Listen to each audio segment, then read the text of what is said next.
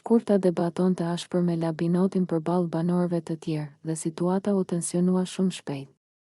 Ajo, e nervozuar dhe e zhgënjur, i kujtonte Labinotit një bisedë të vjetër që kishin pasur jashtë, ku sipas saj ai e kishte këshilluar që të mos hynte fare në Big Brother sepse nuk ia vlente dhe nuk ishte vend për të. Tani, kur ajo e sheh se Labinoti jo vetëm është futur vetë, por edhe po vepron sikur nuk ka thënë kurrë asgjë, Shkurta ndjehet e mashtruar. Ajo i thot me zë të lartë se ai është njeri i keq, se i ka folur pas shpine dhe se e ka manipuluar me fjalë për ta larguar nga gara. Shkurta vazhdon duke i thënë se Labinoti futet gjithmonë në situata ku del i pastër, ndërsa të tjerët i lë të duken sikur janë ata fajtorët dhe se ky është një tipar që ajo nuk e ka vërejtur më parë tek ai. Banorët përreth fillojnë të shikojnë me habi, sepse Shkurta rrallë e humb durimin në atë mënyrë.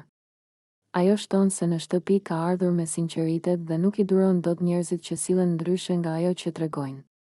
Madje, ajo thot se ndjehet e tradhtuar sepse ka menduar se Labinoti ishte person i drejtë dhe i ndershëm, ndërsa tani, sipas saj, po i del një fytyrë krejt tjetër. Nga ana tjetër, Labinoti përpiqet të mbrohet, por Shkurta nuk e lejon të flasë shumë, duke i përsëritur se veprimet e tij flasin më shumë se fjalët.